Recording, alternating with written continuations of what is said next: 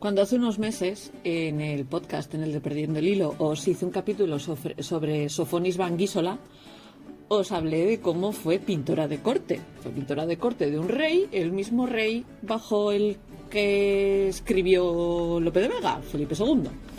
Así que en este capítulo de Adviento de hoy vamos a hablar de Felipe II, también conocido como Felipe el Prudente. Sabéis que los reyes suelen tener normalmente un epíteto pegado a su nombre. Isabel la Católica, Fernando VII, a quien Nieves con Costrina le llama el más tuerzo, aunque técnicamente es el deseado. Fernando el Católico. Les van poniendo como una especie de epíteto. Y me pregunto si a Juan Carlos I le pondrán el del campechano, como ya tendemos a usar algunos, y a Felipe VI el preparado. Pero hoy vamos a hablar de otro Felipe, que es Felipe II, que el nombre que recibió fue el Prudente. Felipe II nace el 21 de mayo de 1527 y muere el 13 de septiembre de 1598. Fue rey de España desde 1556, que es cuando él hereda el reino porque su padre se jubila. Carlos I no muere en cama siendo rey, sino que coge y dice: esto está el moño de esto, me largo ahí usted. Abdica y le pasa la corona a Felipe II. Como ya os he dicho, Felipe II, este es el hijo de Carlos I, nieto de los reyes católicos. Fue rey de España, rey de Portugal desde 1580, rey de Nápoles y Sicilia desde 1554 hasta que muere en 1598. Además, fue rey de Inglaterra e Irlanda durante 4 añitos. Iure Uxoris, esto os he hablado más de una vez de su Iure, Iure Uxoris, etcétera, etcétera. Bueno, pues Felipe II es rey de Inglaterra e Irlanda, Iure Uxoris, porque se casa con la reina María I, Bloody Mary, María Tudor, la hija de Enrique VIII y Catalina de Aragón. No eran primos. Su padre y la madre de María eran sobrina y tío. Están emparentados, todos son Habsburgos, aunque María es medio Tudor y los Tudor son, con perdón de la expresión, una casa de putas. Se casa con María I en 1554 y cuando ella muere en 1558, pues él pierde el título de rey consorte de Inglaterra e Irlanda. Fue además duque de Milán desde 1540 y desde 1555 era el señor de 17 provincias de Holanda, de los Países Bajos. Hijo del emperador Carlos V y Isabel de Portugal, que eran parientes entre ellos. Creo que en los matrimonios en la casa de los Austrias, de la dinastía de los Habsburgo, eran primos entre ellos. Casi uno detrás del otro. Pero bueno, era hijo de Carlos V y Isabel de Portugal. Hereda el imperio de su padre en 1556. Hereda el trono portugués vía su madre en 1580, porque hubo una crisis dinástica en Portugal. La conquista fue el rey que reinaba durante la conquista del imperio inca y cuando se descubren las Filipinas, que fueron nombradas en su honor por Ruy López de Villalobos. Bajo Felipe II, España, como ya os he dicho, llegó a lo más alto de su influencia y su poder, y esto es la época en la que estamos metidos ahora, en estos días, que es el siglo de oro. Y fue regente de territorios en todos los continentes conocidos por los europeos.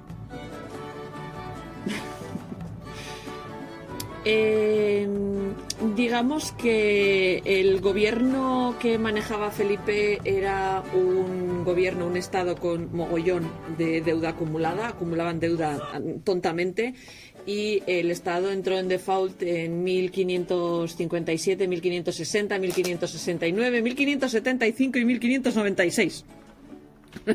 Todos cogían y decían: no podemos pagar.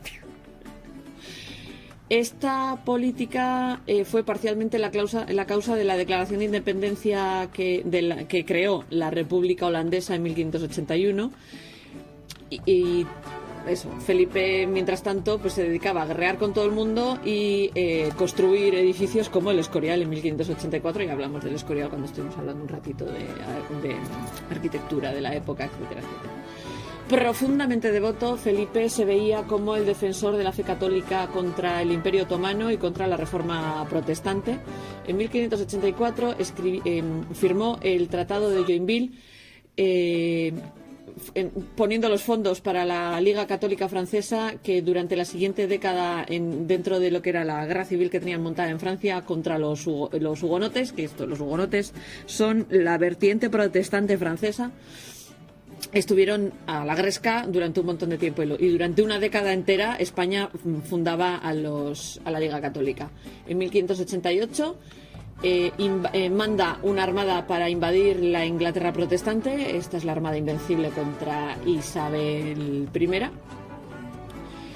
que lo que querían era estratégicamente echar a Isabel I y restablecer el catolicismo allí, porque mientras María I estuvo reinando, el catolicismo sí fue restablecido en Inglaterra. Ya sabéis que en Inglaterra el catolicismo salta por los aires porque el Papa, que era muy amiguito de Carlos V, no quería dejarle a Enrique VIII divorciarse de su primera mujer para casarse con Ana Bolena.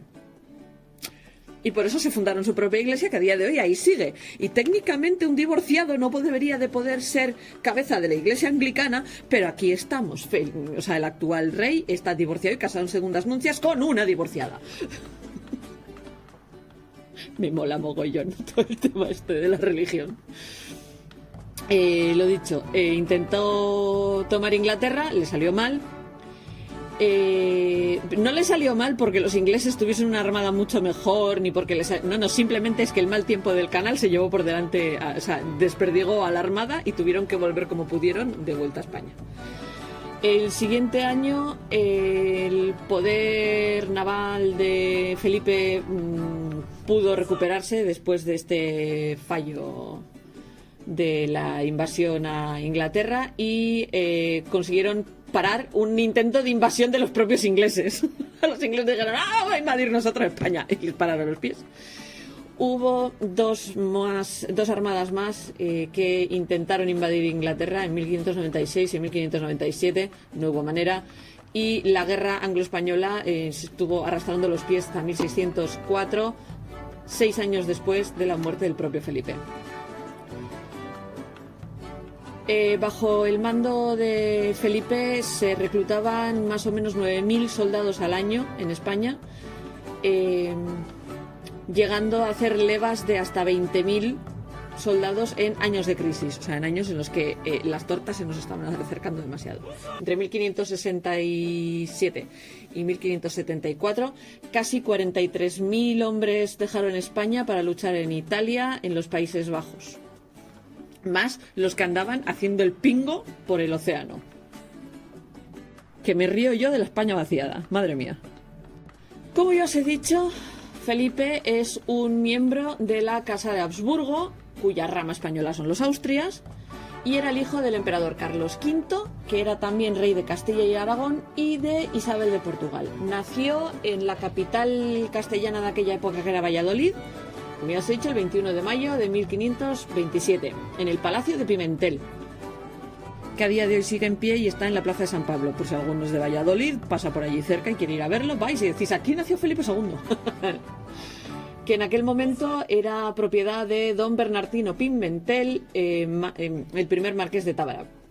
La cultura y la vida en la corte de Castilla fue una influencia muy importante en sus primeros años de vida, porque él fue criado directamente en España. Su padre no. O sea, su padre heredó el trono, pero su padre había sido educado en la corte de su padre, no la de su madre. O sea, Carlos V, ya sabéis que hereda por parte de madre, no por parte de padre, y no habían sido ni él ni su hermana Leonor fueron educados en España. Pero Felipe II sí. Entonces tuvo mucha influencia de lo que era la vida en la corte española de aquella época. Tuvo como...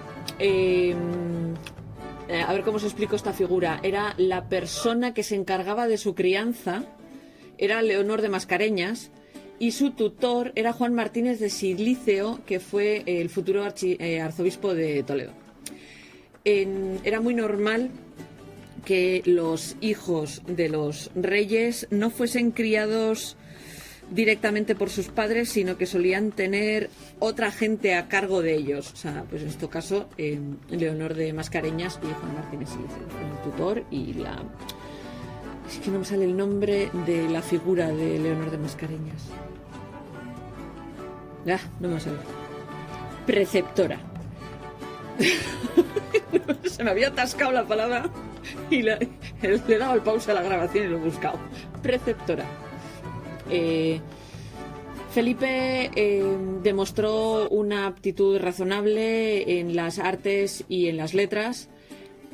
Más tarde estudiaría con tutores bastante ilustres, incluidos el humanista Juan Cristóbal de Calvete de Estrella, que aunque decía que aunque Felipe tenía una buena comprensión del latín, el español y el portugués, nunca consiguió ser un políglota como su padre. Felipe también era un archiduque de Austria, pero en lo que es el imperio, el Sacro Imperio Romano, se le veía como un forastero, porque su padre cuando dimite, su padre sí era el emperador del Sacro Imperio Romano, pero cuando abdica, el Sacro Imperio Romano se lo cede a su hermano, al tío de Felipe. Felipe hereda España, pero no hereda el Sacro Imperio Romano. El sentimiento de desapego era mutuo. O sea, Felipe se sentía culturalmente español. O sea, había nacido en Castilla, había sido educado en la corte castellana, su idioma nativo era el español y prefería vivir en los reinos españoles. O sea, no tenía ningún interés en andar como anduvo su padre, para aquí, para allá, para allá, para acá. Esto es lo que hizo que cualquier posibilidad que tenía de heredar el trono imperial se fuese al carajo. O sea, no solo porque luego lo heredó su tío, sino porque él no tenía ningún interés en ello. En abril de 1528, cuando Felipe tenía solo 11 meses de edad, fue jurado como heredero a la corona en las Cortes de Castilla. Desde ese momento hasta la muerte de su madre Isabel en 1539 fue educado en la Corte Real de Castilla bajo la vigilancia de su madre y una de sus damas portuguesas. Como he dicho, Leonor de Mascareñas era portuguesa. Y además Felipe adoraba a Leonor de Mascareñas. Además, Felipe tenía una relación muy estrecha con sus hermanas María y Juana, así como con sus dos pajes o acompañantes, el portugués Rui Gómez da Silva y Luis de Requesens y Zúñiga, que eran el hijo de su gobernador. El gobernador de Felipe era el que manejaba los asuntos diarios de la casa de Felipe cuando todavía era el heredero. Estos dos hombres, Rui Gómez da Silva y Luis de Requesens, junto con Antonio Pérez, que se convirtió en su secretario en 1541, estarían a su lado toda su vida. O sea, fueron sus compañeros y le sirvieron en distintos aspectos durante todas sus vidas. El entrenamiento marcial de Felipe estuvo a manos de su gobernador, ya os he dicho, Juan de Zúñiga y Requesens, padre de su colega Luis, que era un noble castellano que había servido como comendador mayor de Castilla. El comendador mayor de Castilla es una figura política de los reinos de España. Las lecciones prácticas de guerra solían estar supervisadas por Fernando Álvarez de Toledo, tercer duque de Alba. Durante las guerras italianas dijeron que necesitas aprender de guerra, ven, se lo llevaran. Felipe estuvo presente en la toma de Perpiñán en 1542, pero no entró en acción porque el ejército, bajo el mando del duque de Alba, derrotó a las fuerzas francesas que estaban al mando del Delfín de Francia. En su camino de vuelta a Castilla, Felipe recibió el juramento de obediencia de las Cortes de Aragón en Monzón. Porque recordad que España en aquel momento, aunque estaba unificada, eran dos coronas diferentes. Aragón estaba por un lado y Castilla estaba por otro. Su entrenamiento político había empezado el año anterior bajo el ala de su padre, que estimaba que su hijo era estudioso, serio y prudente de una manera que no correspondía con los años que tenía. y decidió entrenarlo y que empezase a gobernar los reinos españoles junto con él para que el chaval fuera cogiendo rodaje.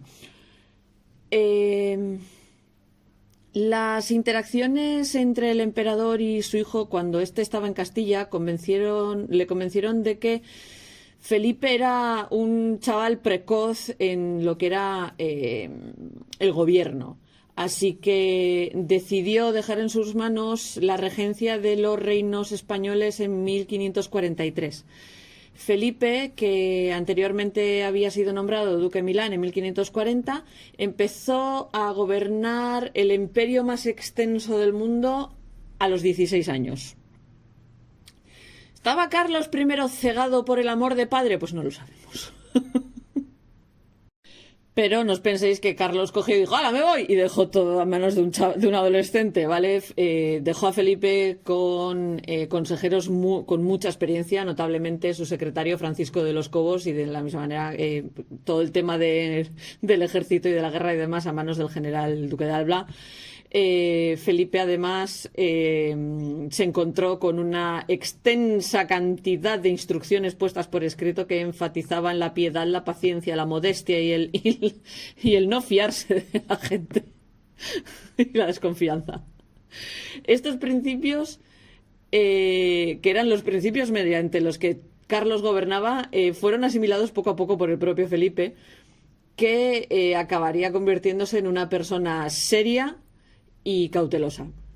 Personalmente, Felipe, hay registros que dicen que Felipe era una persona de habla baja, o sea, que hablaba bajito, y que era muy frío y bastante distante.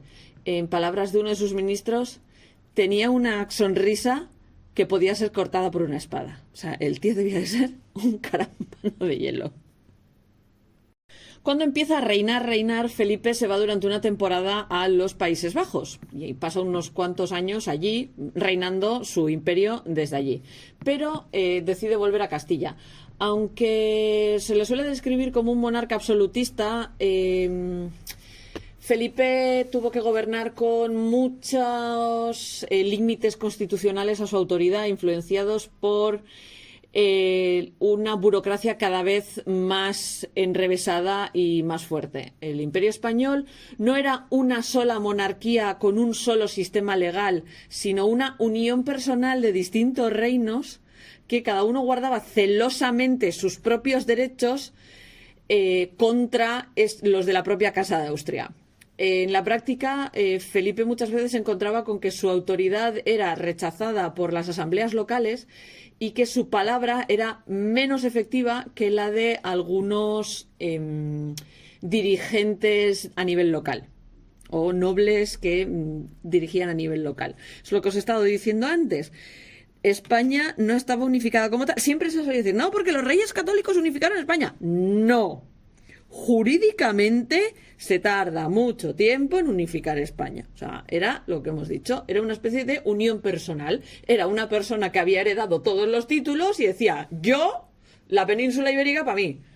Los portugueses tenían sus leyes, eran prácticamente independientes. Él era el que llevaba la corona, pero eran prácticamente independientes.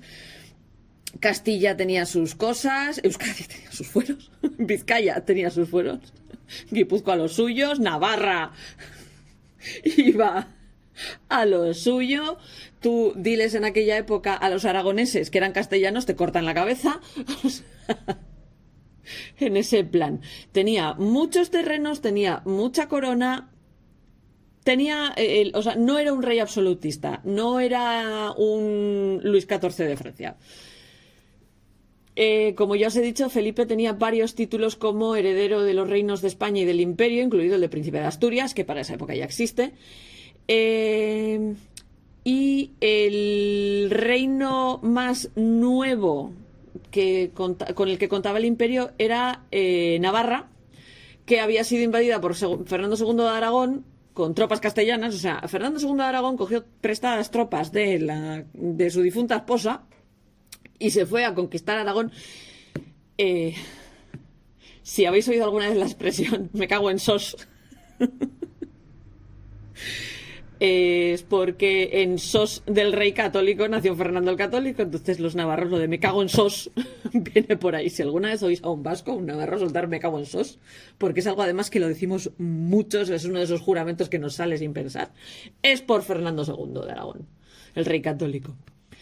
Y eso, se lo anexionó en 1513, pero fue una anexión un poco con grapas, ¿vale? O sea, allí nadie hizo una costura decente.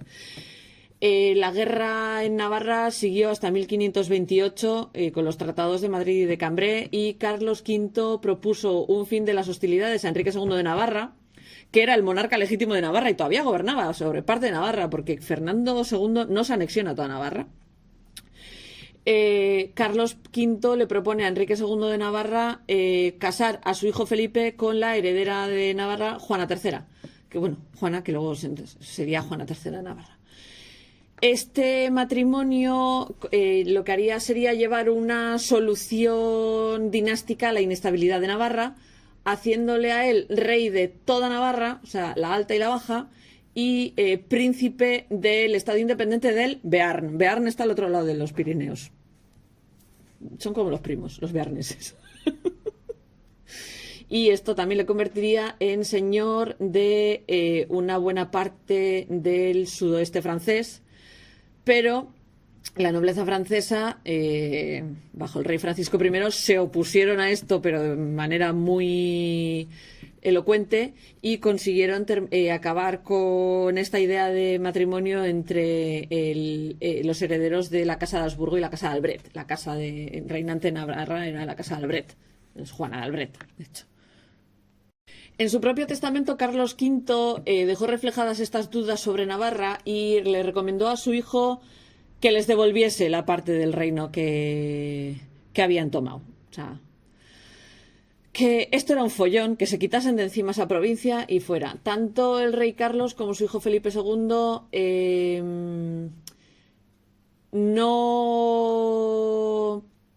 no se sometieron a la naturaleza de elección de la corona de Navarra y daban por hecho que eran reyes. O sea, ¿esto qué quiere decir? Un rey de Navarra no se le coronaba simplemente por ser hijo del anterior rey. Había que elegirlo como rey de Navarra. Así que esto lo que hizo fue aumentar más todavía la tensión, no solo con Enrique II y con Juana III de Navarra, sino también con el Parlamento de la parte española de Navarra y con la Diputación, porque lo que os he dicho antes, todas estas zonas tenían sus propios fueros y es que se estaban pasando por el Arco del Triunfo el fuero más importante. Y además eso, no cumpliendo con parte del pacto que había ratificado Fernando el Católico. La tensión con Navarra llega a un punto álgido en 1592, después de varios años de desacuerdos sobre qué había que hacer con Navarra. En noviembre de 1592, el Parlamento, las Cortes de Aragón, se rebelan contra otro fallo porque desde Castilla se volvieron a ignorar algunas leyes que eran específicas de su reino, y que la justicia del reino, Juan de Lanuza, fue ejecutado bajo las órdenes de Felipe II por su secretario Antonio, con su secretario Antonio Pérez, mientras estaban en el exilio en Francia. Además, en la propia Navarra, los grandes castillos del reino fueron tomados por tropas que no eran del reino, o sea, eran tropas castellanas, y esto también era una violación de las leyes locales, y el Parlamento, que había estado durante muchísimos años negándose a jurarle lealtad al hijo de Felipe II como heredero aparente, siguieron R que aunque no lo iban a hacer. El 20 de noviembre de 1592 se llama a una sesión del Parlamento, pero se presentaron muy pocos de los que se tenían que presentar en Pamplona. Este llamamiento fue cosa de Felipe II, que llegó a Pamplona digamos que a la cabeza de una fuerza militar y solo había un punto en la agenda. No había nada en la agenda, o sea, no habían apuntado nada en la agenda, y lo único era nombrar a oficiales castellanos en posiciones importantes dentro de lo que era el gobierno de Navarra y la imposición de su hijo como futuro rey de Navarra en la Catedral de Santa María. Se celebró una ceremonia ante el arzobispo de Navarra el 22 de noviembre, pero el proceso y los términos fueron alterados. Entonces se levantaron protestas en Pamplona. Pamplona casi se rebela, pero fueron aplastados porque Felipe se había plantado allí con el ejército. Otro de los grandes problemas políticos internos que tuvo Felipe II fue el problema de la enorme población de moriscos. Los moriscos son los antiguos musulmanes cuyos descendientes se habían convertido forzosamente al cristianismo o los echaban de España, porque el Islam es desterrado y prohibido por culpa de los reyes católicos. Y claro, había mucha gente que dijo, bueno, si tengo que convertirme al cristianismo para que me dejéis seguir viviendo en mi casa, París bien vale una misa. Eso lo dijo Enrique III, el rey de Navarra. Entonces había muchísima población que se había convertido al catolicismo de boquilla. Y en 1569 se desata una revuelta morisca en el reino de Granada, al sur, en lo que a posteriori sería Andalucía, como desafío al intentar suprimir las costumbres moriscas. Felipe III ordenó la expulsión de los moriscos de Granada y dispersarlos por otras provincias. A pesar de ser rey de territorios inmensos, los reinos españoles tenían muy poca población. Estamos hablando de que España era grande para lo que era, no tenía una población excesiva, me estaba reclutando a 9.000 personas, señores, cada año. Otro montón andaban emigrando o sea, es que España tenía muy poca población para todo el dinero que necesitaba la corona. En contraste con Francia, por ejemplo, que tenía muchísima más población. Entonces, cada vez que hacía una recaudación de impuestos, Francia tenía más dinero. España hacía una recaudación de impuestos y esa entrada de dinero era limitada. Como ya os he dicho, Felipe tenía grandes problemas a la hora de levantar impuestos, porque estos impuestos los solían recoger principalmente pues, los señores locales. Era capaz de financiar sus campañas militares solo explotando los recursos locales del imperio y gracias a los ingresos de plata, sobre todo, que llegaban desde el Nuevo Mundo, que fueron vitales para poder mantener esta especie de política exterior militante que tenía, aunque, como ya os he dicho, tuvo que declarar la bancarrota varias veces. Sí que es cierto que en aquella época la cultura española florece. O sea, durante el reino de Felipe II es cuando se da la gran explosión del siglo de oro y crea un legado muy duradero en la literatura, la música y las artes visuales. A día de hoy todavía tenemos los cuadros de Sofonis Manguísola, seguimos teniendo las obras de teatro, o sea, seguimos teniendo la literatura de aquella época. O sea, no la hemos perdido por el camino. O sea, es una época que culturalmente fue extremadamente fecunda y a día de hoy todavía tenemos acceso a ella. O sea, no hubo una purga posterior y que se lo llevó todo por delante. No. O sea, lo seguimos teniendo ahí. Vamos a hablar ahora un rato de economía. Luego os prometo que no os voy a dar más el coñazo con este tipo de temas, sobre todo porque toda la parte de diplomacia y ya diré política exterior os la comisteis en el primer capítulo, pero por la economía pasamos un poquito por encima. Entonces he dicho, bueno, vamos a hablar un poquito de lo que fue la economía con Felipe II y luego hablamos de cotilleos, ¿vale? Hablaremos de sus matrimonios y de sus amantes y todas estas cosas que sé que son las que os gustan. Carlos V le había dejado a su hijo una deuda de unos 32 millones de ducados, que cada ducado son 196 euros. Y no voy a hacer las matemáticas, o sea, una millonada indecente de deuda y un déficit anual de 1 millón de ducados, que sigue siendo una millonada indecente de dinero. Esta deuda hizo que Felipe tuviera que decir que no podía pagar los préstamos, básicamente, declararse en default en 1557, 1560, 1575 y 1596. Esto, deuda a prestamistas. O sea, no penséis que es como la deuda de los países de hoy en día con el Banco Central.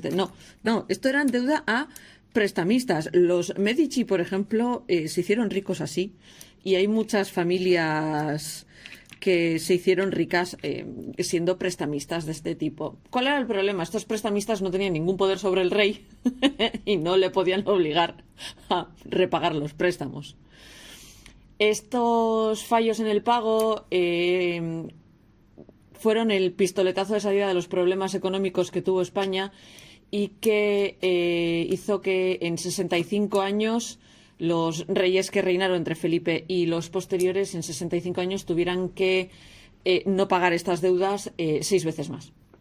Además de una bajada en la entrada de dinero de las expediciones de ultramar, las políticas domésticas de Felipe II hacían que el fisco español, el reino de España, estuviese cada vez más endeudado, y durante el siguiente siglo fue lo que llevó al declive de lo que era el Imperio Español. El Imperio Español se fue al carajo por la economía, básicamente.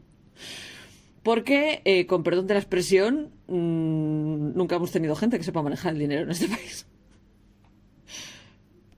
Como ya os he dicho, políticamente la península estaba unificada porque todas las coronas habían caído sobre la misma persona, no porque legislativamente estuvieran unificadas. Ya sabéis que había diferentes asambleas. Estaban las Cortes de Castilla, la Asamblea de Navarra, y una por cada 4 de los reinos que conformaban el Reino de Aragón. O sea, el Reino de Aragón estaba compuesto por 4 reinos y cada una tenía sus propias cortes, por decirlo de alguna manera. Y esto lo que servía era para preservar los derechos y leyes tradicionales de todos estos territorios, de cuando todavía eran reinos separados. Pero claro, esto lo que hacía era que tanto estos reinos como sus posesiones fuesen muy difíciles de gobernar. A diferencia de Francia, que aunque estaba dividida en estados regionales, tenía un solo estado general. O sea, Francia siempre ha sido muchísimo más centralista que lo que ha sido España. España se ha intentado centralizar España muchísimas veces, pero históricamente y en general España ha sido un estado descentralizado tradicionalmente desde la Edad Media. O sea, esta falta de gobierno central, por decirlo de alguna manera, o de Asamblea Suprema, llevaba a que todo el poder, toda la regencia cayese en manos de Felipe II, especialmente como gestor y árbitro final de los constantes conflictos que se daban entre las diferentes autoridades de los diferentes territorios de la península y los de ultramar. Para manejar las dificultades que creaba esta situación, la autoridad era administrada por agentes locales nombrados por la corona y virreyes que legislaban según las instrucciones de la corona. Felipe II creyó que era necesario estar implicado en todo esto hasta el detalle, y se solía encargar de gobernar todos los consejos especiales dedicados a los asuntos de Estado, finanzas, guerra y la Inquisición. Porque nadie espera la Inquisición española. Siempre acaban saliendo por algún lado. Felipe II se dedicaba a jugar al ajedrez con los diferentes grupos y las diferentes corrientes políticas que existían en ese momento, y manejaba un sistema de pros y contras que hacía que los asuntos no se manejasen de manera eficiente. O sea, se dedicaba a contar las gallinas que entran por las que salen, y a veces no se paraba a manejar correctamente los enfrentamientos políticos que se podían dar, ¿no? Después de que un incendio en Valladolid en 1561 se llevase por delante la corte allí, se le sugirió mover la corte a Lisboa. Un acto que podría haber ayudado a la centralización y a que la burocracia doméstica fuera más relajada, y para poder manejar mejor el imperio en su totalidad y darles a los portugueses la sensación de que sí que eran parte de un reino unificado, dijo que no. Como el asiento tradicional de la realeza en España, que era Toledo en aquel momento, estaba muy obsoleta, la ciudad como tal, desplazó toda su corte a Madrid, excepto un pequeño periodo bajo el mando de Felipe, bajo el reinado de Felipe III. Madrid siempre ha sido la capital de España. Desde esa época, perdón, siempre no. Desde esa época Madrid ha sido la capital de España.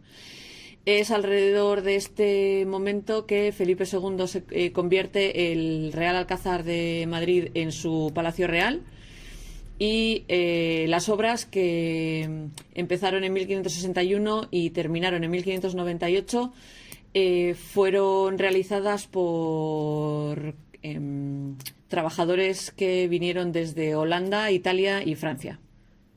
A Felipe II le tocó ser rey en un momento crítico, en un momento de cambio crítico en la historia europea, que es cuando empieza a pasar de lo que era la forma medieval de gobernar a una forma más moderna. Cuando en historia hablamos de moderno, no hablamos de contemporáneo. Nosotros no somos modernos, los nuestros son contemporáneos. Son los que viven a la misma época que nosotros. La modernidad como tal es lo que va después del barroco y el renacimiento, ¿vale? Para que nos hagamos una idea.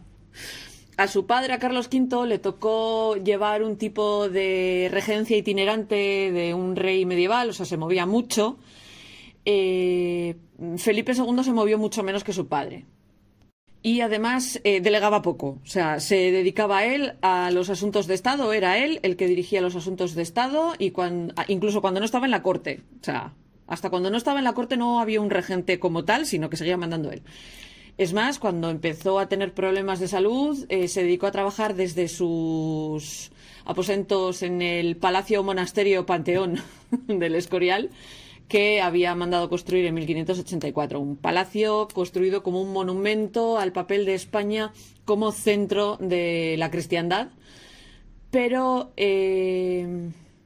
no tuvo el poder absoluto que tendría un siglo más tarde Luis XIV de Francia, porque ese tipo de regencia absoluta no hubiera funcionado en la época en la que Felipe era rey. O sea, el Estado soy yo, de Luis XIV, Felipe no lo podía decir.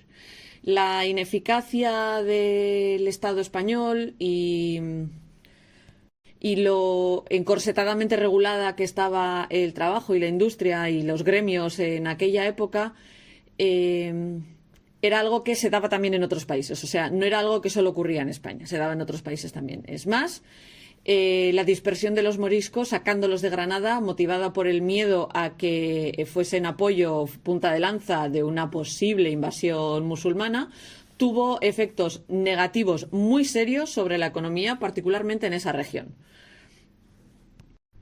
Ya está, no os voy a dar más chapa con la economía. Os voy a hablar de el legado posterior de Felipe II. Bajo Felipe II, España llegó al pico de su poder. Nunca hemos tenido más poder que cuando era Felipe II rey. Aún así, a pesar de las enormes cantidades de oro y plata que entraban en sus cofres desde las minas americanas, las riquezas del comercio de especias de los portugueses, que os recuerdo que con Felipe II Portugal y España estaban bajo la misma persona, y el entusiasta apoyo del resto de monarcas de la Casa Habsburgo en la Contrarreforma, nunca tuvo éxito a la hora de suprimir el protestantismo o derrotar la rebelión en Holanda. A principios de su reino, los holandeses podían haberse rendido si él hubiese desistido en su empeño en suprimir el protestantismo.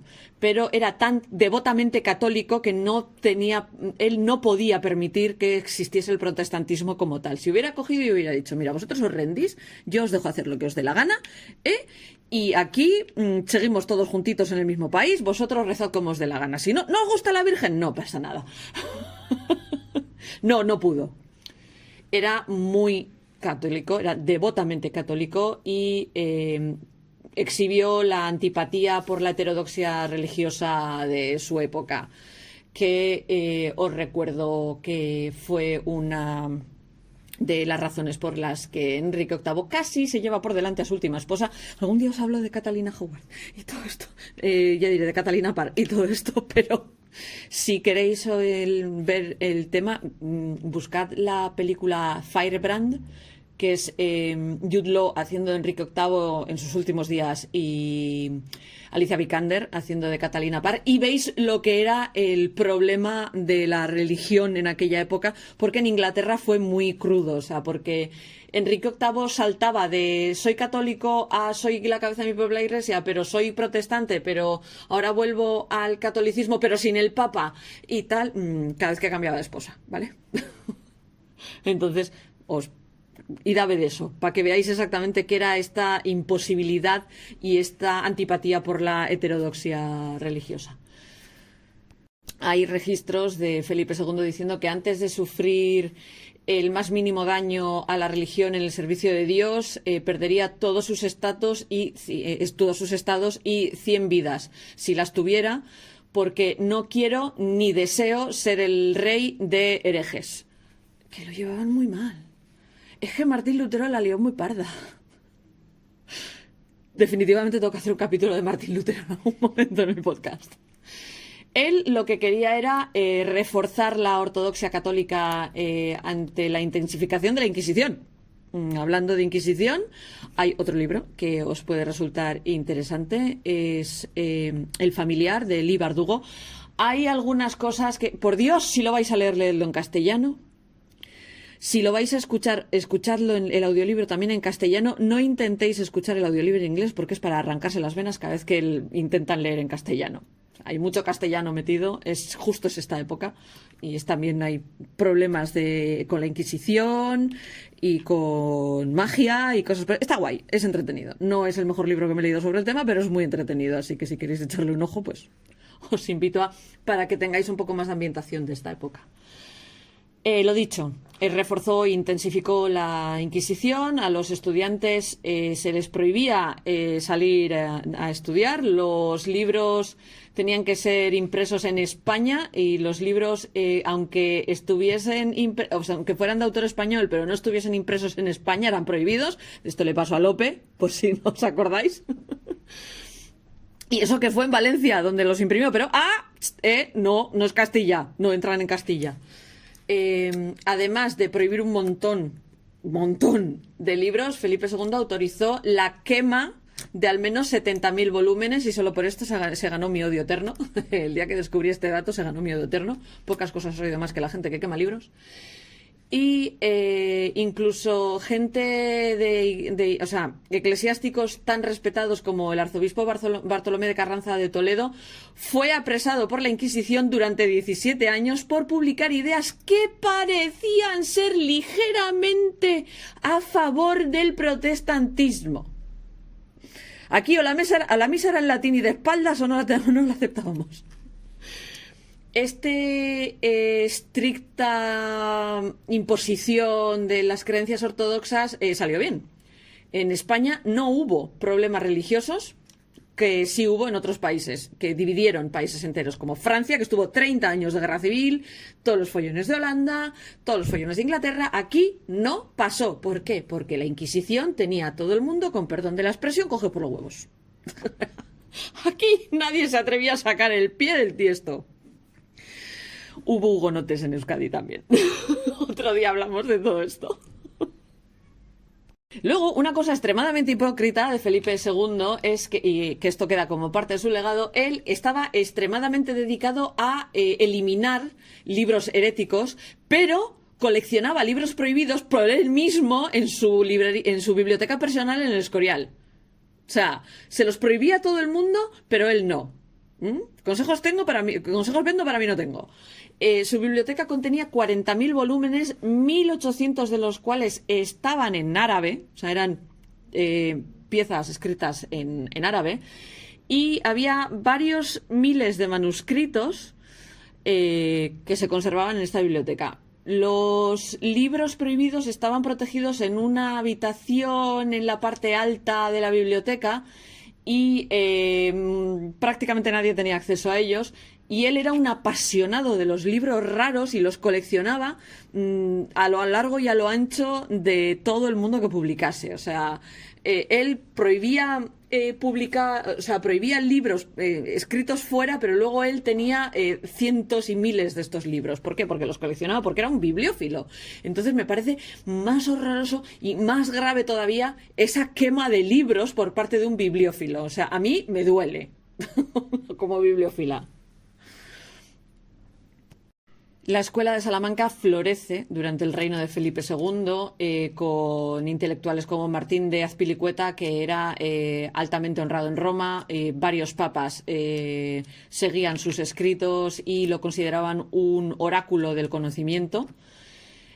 Francisco Suárez, que es los que hemos estudiado filosofía medieval nos hemos encontrado con Francisco Suárez, el resto seguramente no sonará de nada, pero era considerado el gran escolástico después de Santo Tomás de Aquino, y era visto ya en vida misma, era reconocido como el más grande filósofo vivo y teólogo. Estaba escribiendo y dando clase no solo en España, pero también en Roma, donde el Papa Gregorio XIII fue uno de los que asistieron a la primera lección que dio estando en Roma. Como Felipe II estaba en todo el meollo del follón de guerras religiosas y conflicto religioso de la época de Europa, era uno de los monarcas europeos que más metido estuvo en el asunto, evaluar tanto su reino como a él mismo es un problema. O sea, los investigadores no se suelen poner de acuerdo a la hora de retratarlo. Incluso antes de su propia muerte en 1598, los que lo apoyaban, los que estaban de su parte y los que lo admiraban, lo solían presentar como el señor arquetípico lleno de piedad y valores cristianos, mientras que para sus enemigos era un fanático y un monstruo déspota, responsable de crueldades inhumanas y de auténticas barbaridades. Si habéis visto Elizabeth, la película, Jordi Moya hace Felipe II y es esa imagen de Felipe II, el Felipe II déspota, fanático, etcétera, etcétera. Esta dicotomía se desarrolló más todavía por culpa de lo que se conoce como la leyenda negra española, que si no sabéis lo que es, a España se le atribuyen algunas barbaridades que no cometió. Exactamente, a la España de esta época se les atribuyen barbaridades que no cometieron, y es una especie de máquina del fango que pusieron en marcha especialmente desde Inglaterra para esconderse detrás de la leyenda negra española cuando se dedicaron ellos a ser unos hijos de puta como un piano, cuando se dedicaron a conquistar otros territorios. Así, o sea, hablemos alto y claro. Felipe prohibió que se publicase ningún tipo de biografía suya en vida. O sea, mientras él estuviera vivo, prohibió que se escribiese sobre su vida y ordenó que cuando muriese toda su correspondencia privada fuera quemada. Esto lo ha hecho más de un monarca. Lo que me gustaría a mí leer la correspondencia privada de algún que otro monarca.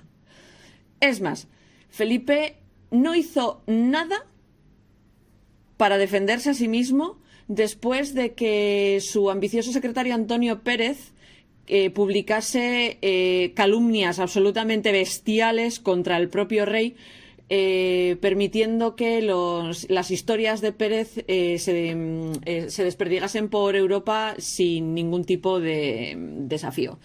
En el libro que os he dicho de El familiar sale Antonio Pérez como personaje, es uno de los personajes que salen. Así que la imagen que tenemos a día de hoy de Felipe II es la que prevalece justo los últimos años de su reino, en el que parece ser que hubo una especie de unificación del resto de líderes europeos para manchar reputaciones, ponerlo a caer de un burro, porque era el pilar de la contrarreforma. Esta especie de radical, religioso, etcétera, etcétera. Y sinceramente, cuanto más aprendo sobre protestantismo, evangelismo y demás, más ligeritos me resultan los católicos. O sea, yo que soy atea perdida, miedito me dan los protestantes. Así os lo digo. El problema con el que nos encontramos por parte de la historiografía con la figura de Felipe II es que los historiadores de habla hispana tienden a ser capaces de ver sus logros políticos y militares, aunque muchos de ellos suelen intentar no meterse con su catolicismo inflexible. Y luego tenemos a los historiadores ingleses que son los creadores de la leyenda negra española, ¿no? O sea, los retratan como fanático, despótico, criminal, imperialista, minimizan sus victorias, magnifican sus derrotas. Siempre, o sea, os he dicho varias veces durante estos capítulos que ni la Armada Invencible fue semejante desastre, ni los ingleses ganaron realmente nada con la Armada. O sea, que fue el mal tiempo. ¿Cuál es el problema? Ha habido historiadores que han estudiado la historiografía, o sea, han estudiado cómo se ha descrito históricamente a Felipe II y su reino. Dicen que el mero hecho de reorganizar la visión del reinado de Felipe II implicaría la necesidad de un reanálisis del reino de uno de sus mayores oponentes, o sea, Isabel I de Inglaterra y Guillermo el Silente de Holanda, que en sus respectivas naciones son vistos como héroes. En España ya sabéis que héroes tenemos pocos y además los pocos que tenemos los vilipendiamos porque es deporte nacional. Pero tanto Isabel I como Guillermo de Orange están muy romantizados y no se les analiza con la objetividad con la que se les debería de analizar en sus propios países. Entonces, claro, el coco es el duque de Alba.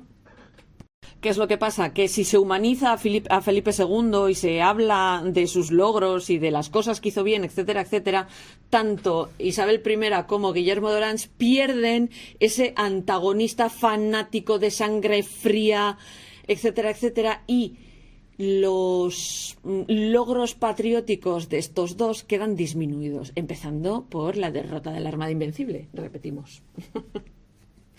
O sea, tú diles a los ingleses que hay que reevaluar a Isabel I. No pueden. Son incapaces de hacerlo. Y que conste que yo soy fan de Isabel I. Isabel I hizo grandes cosas, pero precisamente sus guerras contra esto, no. O sea, culturalmente Isabel I vive en una de las épocas más fecundas de Inglaterra, que es paralela al siglo de oro español. Shakespeare y Lope de Vega escribían a la vez. Ya os hablé con lo de Lope de Vega, que Lope de Vega tiene una obra que se basa exactamente en la misma en la que se basó Shakespeare para escribir Romeo y Julieta. Así que es una época en la que el poder lo tenía España, y como era España la que tenía el poder, se suele destacar solo lo malo. Por eso yo en esto quería destacar algunas de las cosas buenas, de que culturalmente tuvo cosas buenas. Que tuvo cosas malas, joder, cualquier momento imperialista es malo, pero que los holandeses y los ingleses intenten sacar pecho cuando han hecho auténticas barrabasadas imperialistas es como para hacérselo mirar. Un poquito de orgullo no nos vendría mal a nosotros, a ellos les sobra bastante. Bueno, ala, me dejo la bandera en casa y seguimos. Y ya por último vamos a meternos con el salseo, que sé que es lo que más os gusta y por eso os lo he dejado para el final. No vamos a hablar de los 58.000 títulos que tuvo este señor, porque tuvo 50.000, incluido señor de Vizcaya. Rey de Irlanda y todo, o sea, pero no, vamos a hablar de sus matrimonios, los hijos que tuvo, así un poquito por encima, y de dos de sus amantes. Su primer matrimonio fue con María Manuela, princesa de Portugal, que eran dos veces primos. Eran primos por parte de padre y primos por parte de madre. O sea, el padre de Manuela era el hermano de su madre y la madre de Manuela era la hermana de su padre.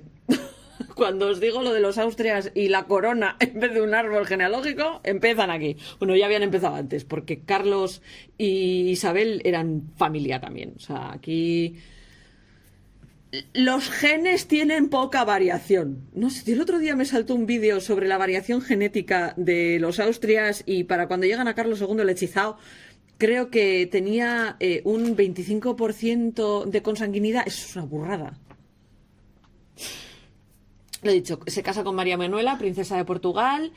Este matrimonio solo da un hijo porque María muere 4 días después del parto por hemorragia. Nace un hijo, que es Carlos, príncipe de Asturias, que murió sin casarse y sin descendencia a los 23 años. El segundo matrimonio es el que tiene con María I de Inglaterra, María Tudor, ¿vale?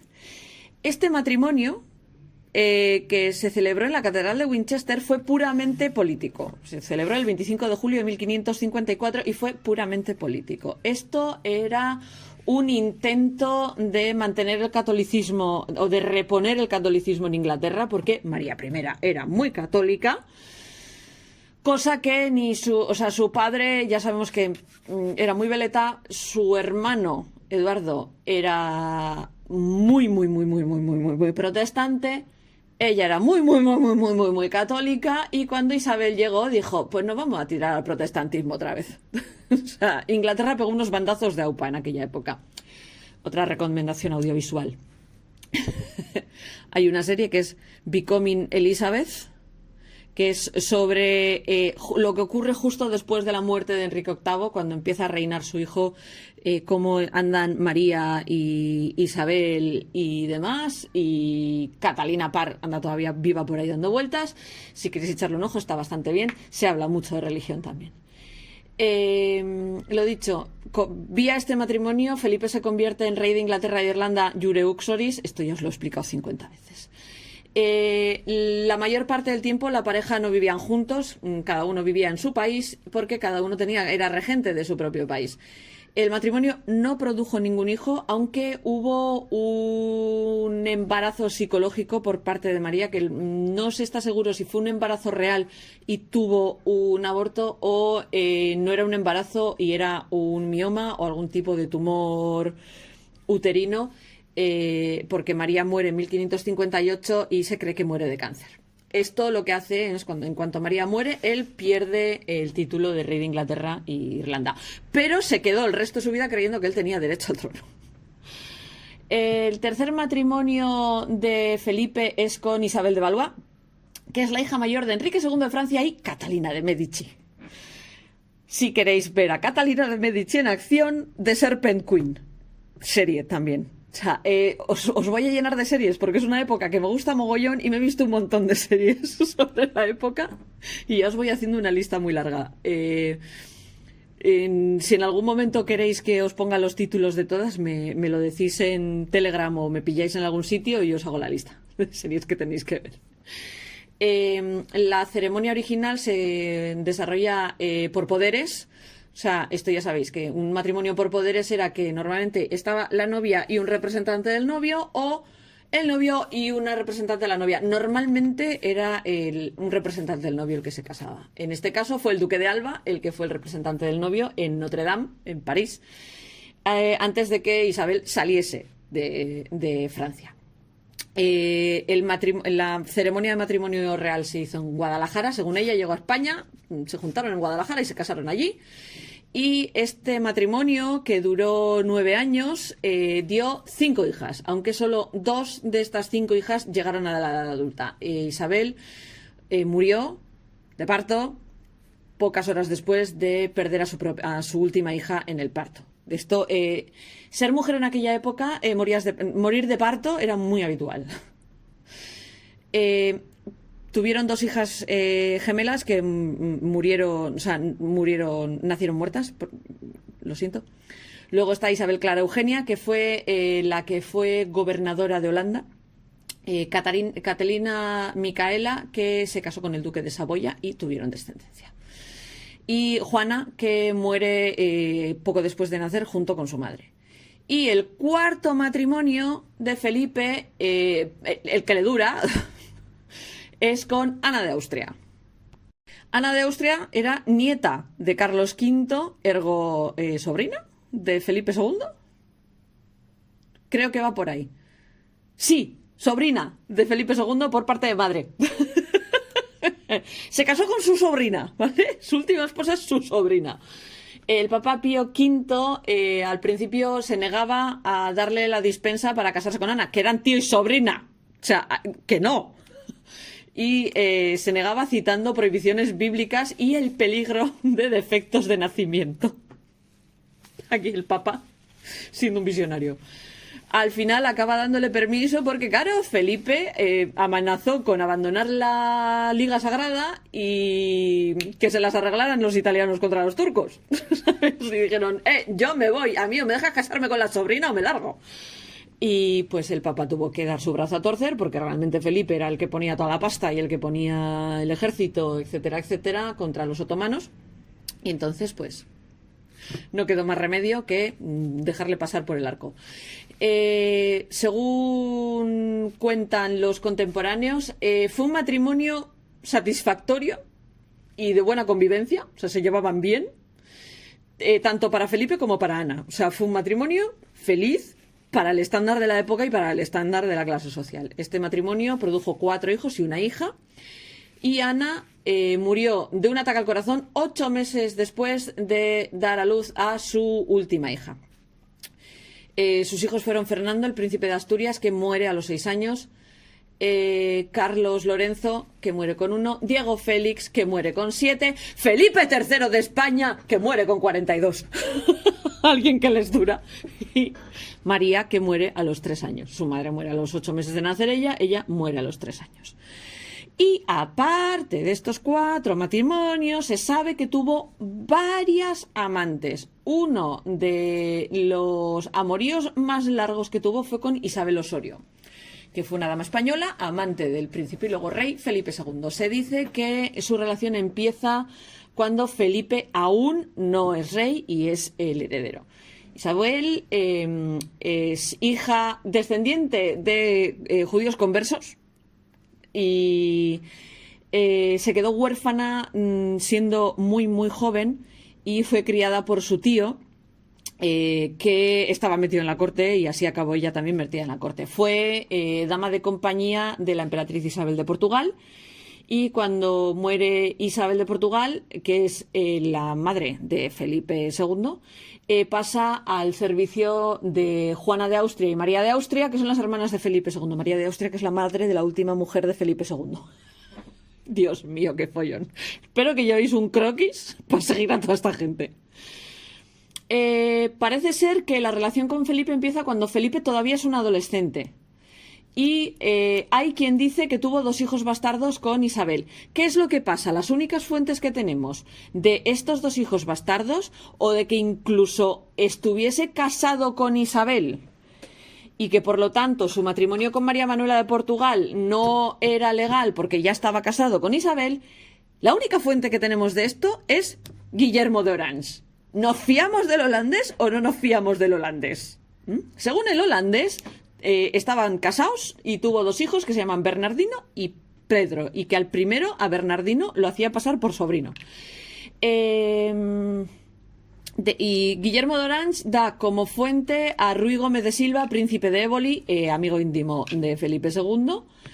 De Ruy Gómez de Silva, príncipe de Éboli, y de su mujer Ana de Mendoza hablaremos en otro de los capítulos de estos podcasts de Adviento. Es que la princesa de Éboli mola mucho, ¿vale? Y hablaremos un poco de ellos en otro de los capítulos. Lo que sí parece ser es que esto fue una relación duradera, que duró años, no se casaron como tal, que cuando Isabel abandona la corte de Felipe II le da muchísimas rentas, cosa que le permite a ella comprar muchos terrenos, incluido un torreón que luego construye un palacio allí. Se dice que esta relación acaba cuando se casa con Isabel de Valois. Sí que se sabe que después de terminar esta relación ella se retira a vivir al Palacio de Saldañuela, que está cerca de Burgos, que construyó después de comprar una torre que había en unos terrenos. Costó 2 millones de maravedís y estos 2 millones de maravedís fueron no un préstamo, fueron un regalo del rey.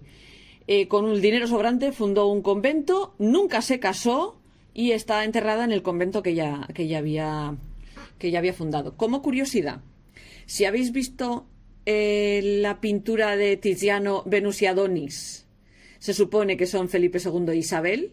Y si habéis visto la pintura de Tiziano de Danae recibiendo la lluvia de oro, es Isabel, la Danae, ¿vale? Ahora vais corriendo a Google y veis los dos cuadros. Si os acordáis, os he contado que a Isabel Osorio la jubilan cuando se casa con Isabel de Valois. Pero Isabel de Valois cuando se casa es menor de edad. Entonces el rey se había echado otra amante por el camino. Eufrasia de Guzmán, también conocida como Francisca de Guzmán, fue la princesa de Ascoli. Su familia estaba metida en la corte, su madre era dama de Juana de Portugal, que es una de las hermanas de Felipe II.